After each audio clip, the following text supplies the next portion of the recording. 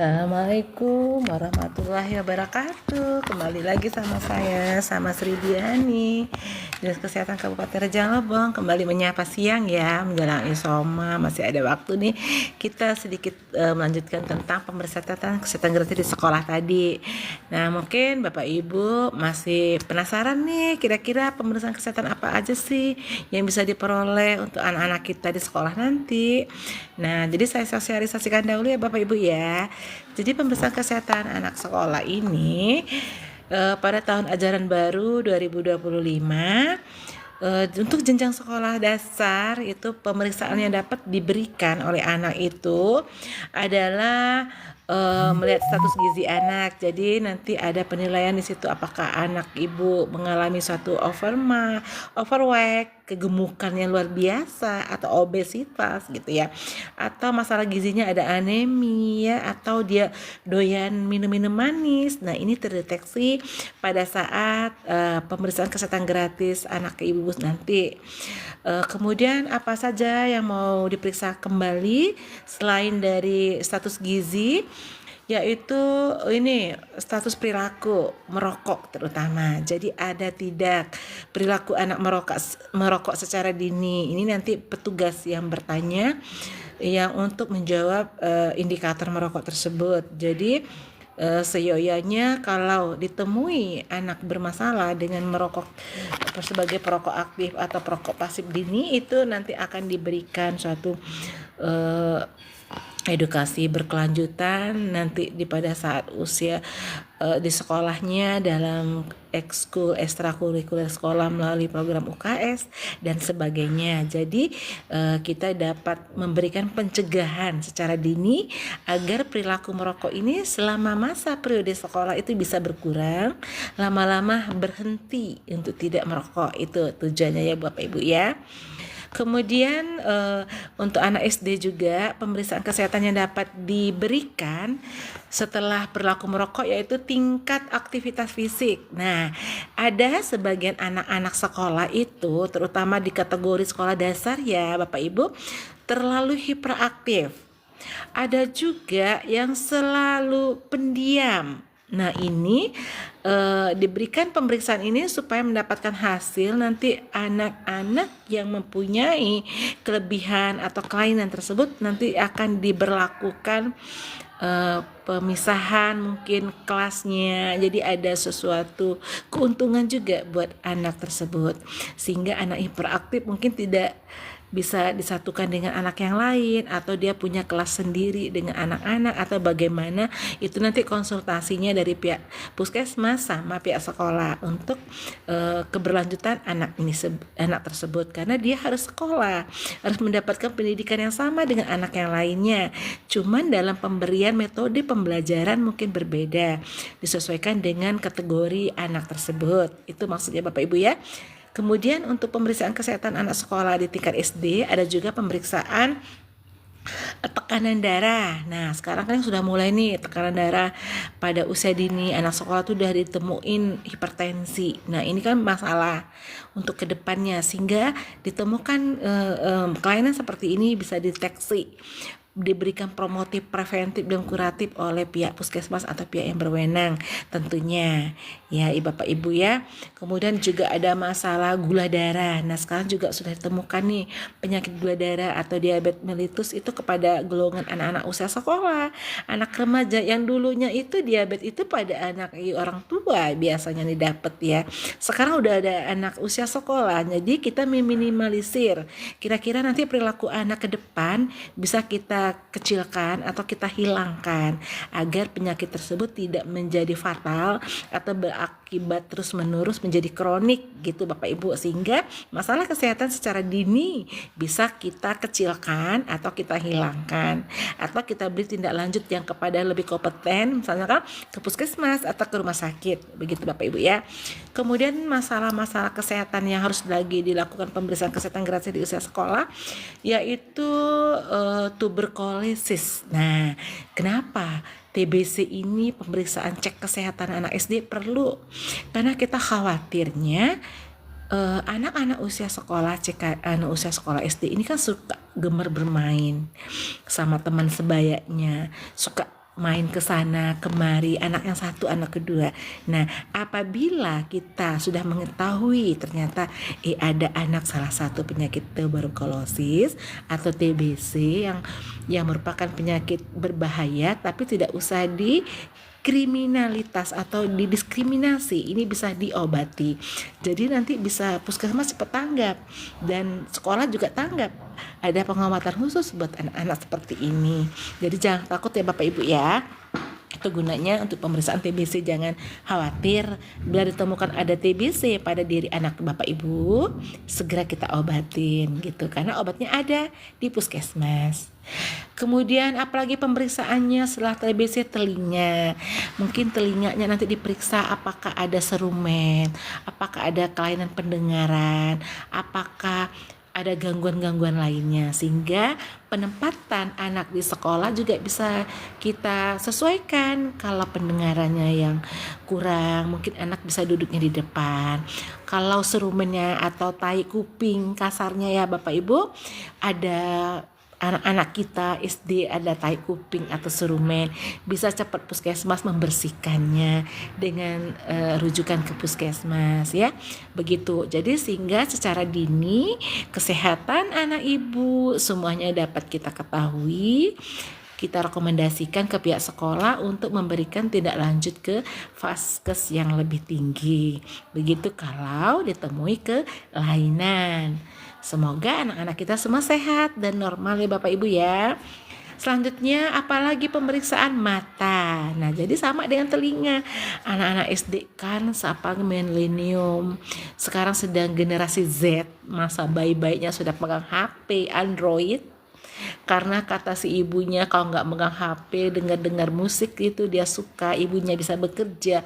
Atau pada saat masa balita dia doyan lihat film-film kartun, sehingga diberikan HP Android dan ibunya bekerja. Nah, ini bermasalah dengan mata hubungannya. Jadi kalau bisa sedini mungkin jangan kita berikan bahan-bahan yang elektro ini yang mempunyai kimia ultraviolet pada Android kita. Itu jangan sampai lama-lama lah anak kita memegang gadget atau megang HP.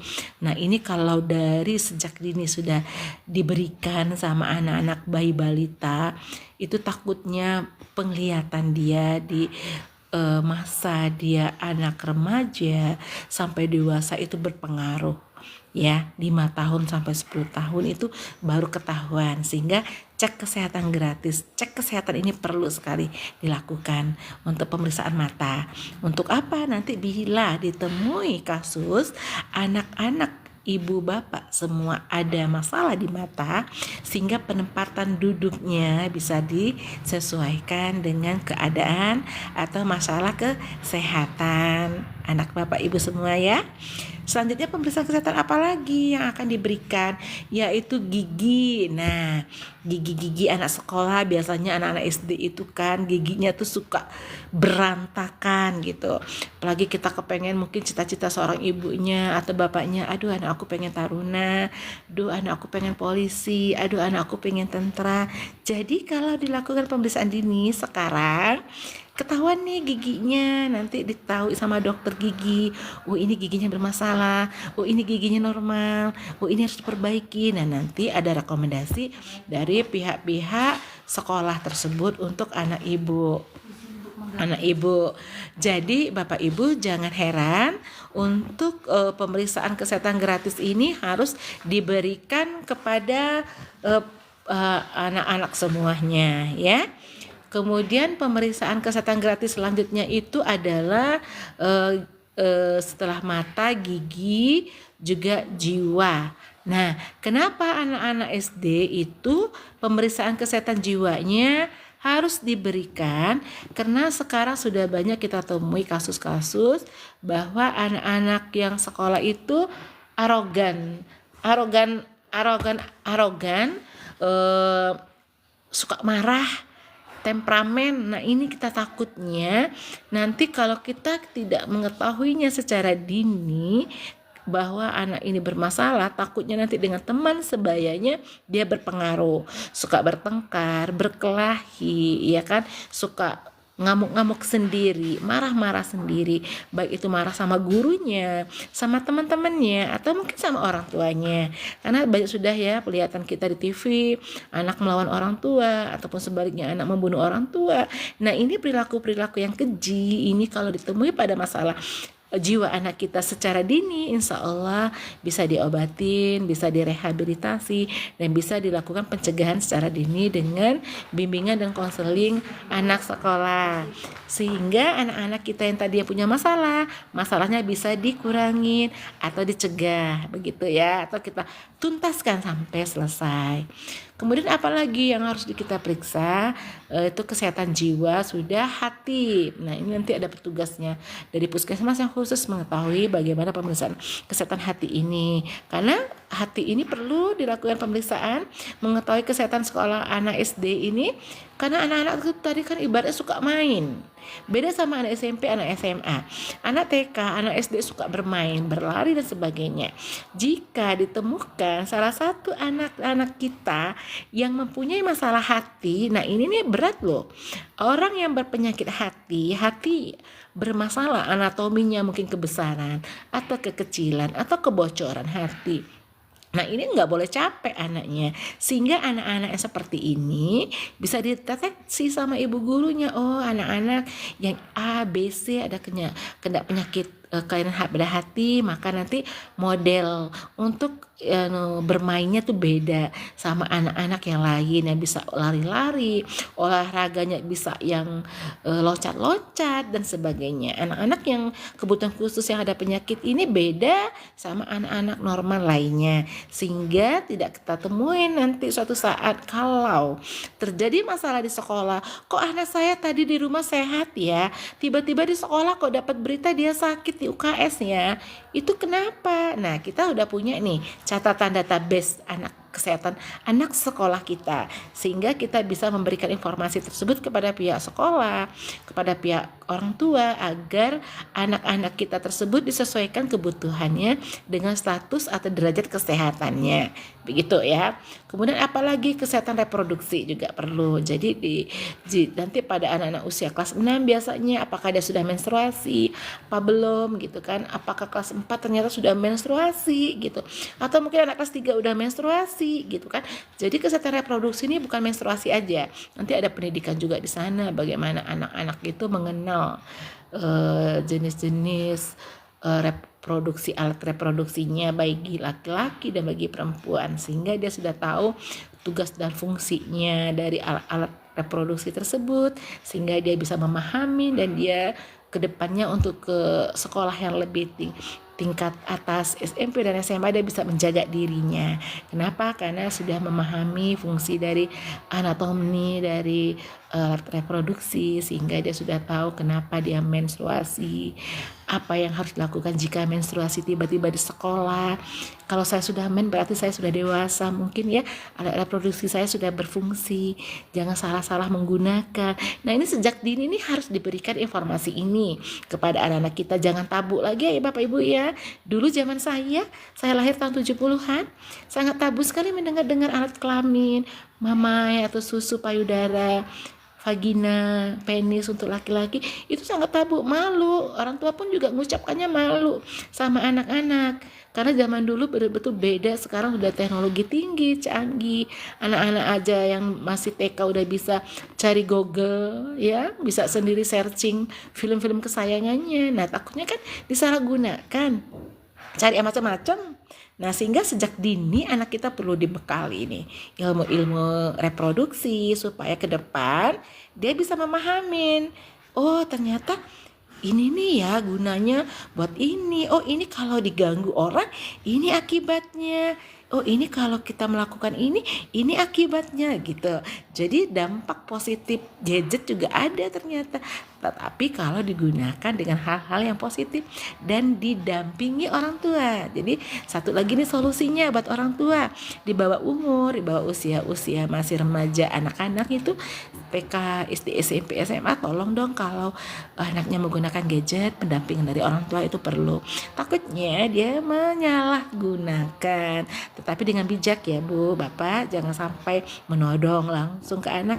Anak remaja sekarang udah dewasa loh, pikiran udah bagus, diajak ngomong aja yang persuasif, berbicara yang positif, diskusi dua arah dengan cara kasih sayang, curhat sama orang tua sama anak dianggap teman, itu lebih baik daripada diem-diem masa bodoh lah anakku diem tenang kok di kamar, kita tidak melihat di kamar ngapain ya ibu-ibu ya. Jadi ini penting, sepele perilaku kecil namun besar maknanya. Kemudian apalagi yang harus diperiksa, yaitu riwayat imunisasi. Nah, kenapa riwayat imunisasi harus dikaji, dilakukan pemeriksaan? Karena kedepannya di saat SD nanti ibu-ibu, apalagi anak usia remaja putri, akan mendapatkan imunisasi TT ya. Jadi imunisasi TT ini berguna sekali buat remaja putri bila mana terjadi suatu saat tetanus toksoid ya, kalau dia bermain-main kena benda tumpul misalkan, atau kaca atau paku karat dan sebagainya. Maklum ya, usia anak-anak suka bermain, suka keinjek barang-barang tajam, mungkin nggak pakai sandal, jadi kita sudah ada kekebalan nih. Tetanus toksoid TT ya untuk wanita, DPT untuk pria juga, wanita juga ya. Nanti ada kena kita di usia anak-anak remaja putri untuk imunisasi kelas 1, kemudian ada kelas 6, kalau nggak salah juga ada kelas 4 ya.